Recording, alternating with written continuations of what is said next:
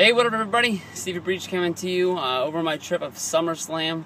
I was lucky enough to meet one of my favorite wrestlers of all time. I was able to meet Triple H. Triple H to me, honestly, is my favorite, I guess you could say, like, wrestler of all time. When I got up there, as I was waiting in line, I was behind my group of friends, and I was sort of in a group by myself. My leg seriously started to shake. I've never really felt like that to meet a wrestler before. I just got, just overall nervous. I didn't feel like I was going to break down or anything like that. But the first day I arrived in Los Angeles, when I went over and I was checking out where the wrestlers were staying, there was a long hallway inside the hotel, and in one of the ballrooms it was blocked off with security guards and like a red rope. And I got to see Triple H come in and out of that room along with Stephanie, and I stood 3 feet from the guy and locked eyes with him 2 or 3 times as he walked in and out of the room. One time he said that he was in a hurry and that he didn't have time right now, and another time he honestly didn't even say anything. I think he was coming back from the bathroom or something like that. But at least when Stephanie came by and we asked her if she had a second for us, she said that she was in a hurry. I don't exactly remember exactly what she said, but it was something along the lines of like, toodaloo. And I told that to Miguel, freaking 88, and he broke down laughing on that one. I honestly don't remember what she said, but in my mind that's what it was.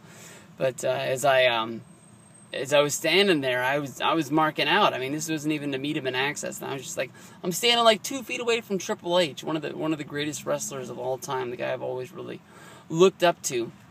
And as I climbed those steps at access, I just I had no clue what I was going to say to this guy. I just as I was a big-time wrestling fan, he got the strap in '99, and he climbed the ranks and became the guy, for WWE at that time, when he was fighting guys like Mick Foley, Stone Cold Steve Austin, Undertaker, The Rock. This guy was headlining, at one of the peak times of WWE, the whole Attitude Era, where they had, the Golden Era. You had Macho Man, you had Hulk Hogan, and right now you guys got like John Cena as like your top guys. But that Attitude Era seriously had, like, I don't really know how to like put it, but like, those in baseball you always call them first ballot Hall of Famers. And that's really what the Attitude Era was, and I think that's why it was at the peak it was at, because they had so many guys that can main event pay-per-views. If you think of how many, pay-per-views were headlined with like 6-man tags or like 6-man elimination matches, it's because they only had one main event, and they had so many guys at that time, and Triple H was the guy during that period for so long.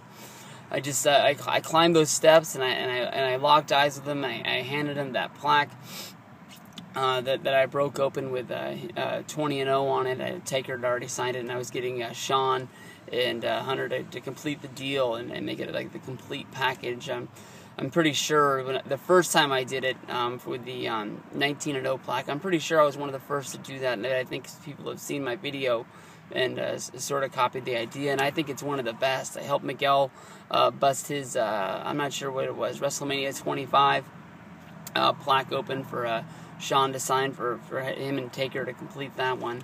But in my mind, those plaques getting completely signed by everybody who's on them, it just makes them even more special to hang up on the wall. But when I climbed up on the stage and I was there with Triple H, Hunter, whatever you want to call him, I honestly was nothing but starstruck. It was one of the the biggest moments of me being a wrestling fan, being able to come that close with the guy. I know that I was only going to be able to spend 1 minute with him. And he asked me how I was, and he sort of, as I was there, I was, he looked at me kind of weird. And I thought it was kind of like, because I was an older wrestling fan and I was up there, and I don't know. But the words that came out of my mouth, honestly, were coming out so fast, I don't even think that they could be put together. And I just said, as I was growing up, I was a big Hulk Hogan fan. I had him on my sheets, I had him on my curtains, and You know, I never thought anybody, you know, could ever beat Hulk Hogan as being my favorite wrestler. And right then I was like, oh shit, he's going to think I'm a total mark. And I'm thinking like, I'm going to say that nobody could ever beat like Hulk Hogan being like in a match. And like I was referring to that dreadful 2002 Hogan versus Triple H match where Hogan beat Triple H for the title after he finally regained it at WrestleMania, beating Chris Jericho. And then they did that 1-month title reign where Hogan dropped the belt and to Taker. And I was like, oh shit. But I was like, I tried to save it, and I was just like, you know, I was a huge wrestling fan, you know, through your peak of, you know, being on top and being the champion, you know, and all those times I bought a pay-per-view, you know, from like 99 on until like 2004, 2005. Every time I bought a pay-per-view is because you were on the card, and it didn't matter if you were on top in the main event or you just had some, you know, normal match along the side. I always knew that you were going to have the best match, and it was going to be worth, you know, the money that I was paying for. And I knew that, you know, I was stumbling, and I was, you know, if I was in a boxing match, I was ready to fall, because I'd been hit too many times. But I said, I don't know if that means anything to you, but it just means, for me, it means something to me to say that to you, and I hope this makes sense. And he says, I think I know what you're saying. I think I can put it together. I said, you are, without a doubt, you are, you know, one of my favorite wrestlers of all time, and I know people say that to you all the time, but, you know, if there's any words to say it, I honestly do mean it, and I mean, you're my guy. And then he said, all right, and in the meantime, he signed the plaque, and he was sort of looking at me, and he does that thing where he reaches out to grab a hold of you, and I thought that he was just trying to shake my hand, and he was like sort of like with his hand like pushing me like to look at the camera, and like so we can get the picture and get me out of there. And I did it because I was like, I thought he was actually trying to reach my hand and grab it, like, you know, he was trying to shake my hand and say, yeah, but I was like, oh shit, we're taking the picture, no, and I honestly was flipping out, like, no, this isn't what I want, and as dramatic as that is, it's honestly what I was doing. And I just said, Triple H, I want to do the Triple H pose, and he said, oh, that's cool, that'll look good, but don't spit on me. And I was, oh, I wouldn't spit on you, don't worry about that. And I just mimicked, you know, doing the, I can't do it and hold the camera, but like, doing the Triple H pose like that. And as I turned around, the people that were shooting the video, you know, they came up and they stuck the camera in my face like I was doing the Total Divas show, or like I was doing that Dorito shoot. And, you know, I sat there and I held it because the red light on the camera, meaning that it was on, it was still recording, and I didn't like, I didn't know how long they wanted me to do it, but I felt like I did it for like a minute and a half. And I said, I can hold it all day. Just tell me when you're done. And the guy gave me the thumbs up. And so I turned around and I said, hey, Hunter, thank you very much. And with my other hand, I sort of smacked the free 8x10 matted photo, and I smacked it on top of the plaque. And as I went down to pick up my stuff, he had already been sitting down. I said, do you have time for one more real fast? And he just, you know, scratched out the Triple H, the game on there. And that was awesome to walk away with 2 autographs. I don't really know what I'm going to do with that picture, but at least I can, you know, have it. And it's a kind of an 8x10. It's kind of look a little weird, you know, if I went out and got a frame for it and put it on the wall. But maybe someday it's what I'm going to do. I got to rearrange the plaques when I get home. But Triple H by far. I mean, until I meet Hogan in October, if Hogan's still with TNA then and the Bound for Glory trip, I can't wait to make a video on my feelings about TNA.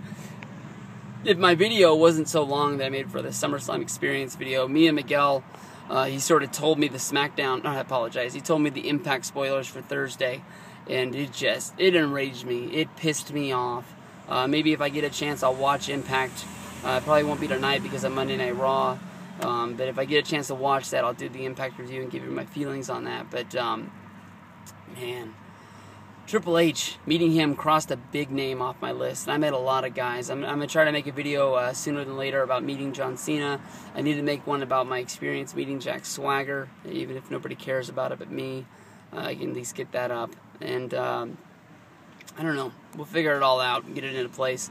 Thank you very much for putting up with me. I've posted a ton of videos in the last 2 days, and especially with all the videos from Disneyland last week. But you get a chance to meet Triple H, honestly do it. I bought the ticket. He was my #1 guy to meet for SummerSlam when I was drawing out who I was to buy for access. And I look at it like this. Vince McMahon doesn't do any autograph signings. Very few times they've done, you can buy Vince McMahon autograph items like the 1 of 1,000 WrestleMania box or the Vince McMahon plaque when the McMahon DVD came out.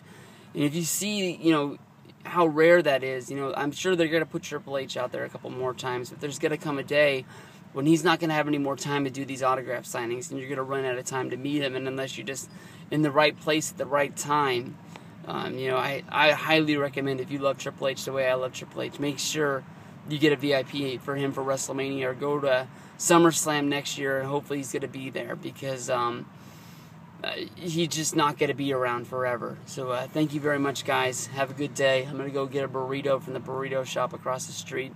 Maybe if nobody's in there, maybe I come out and knock out a John Cena video for you guys. Peace out.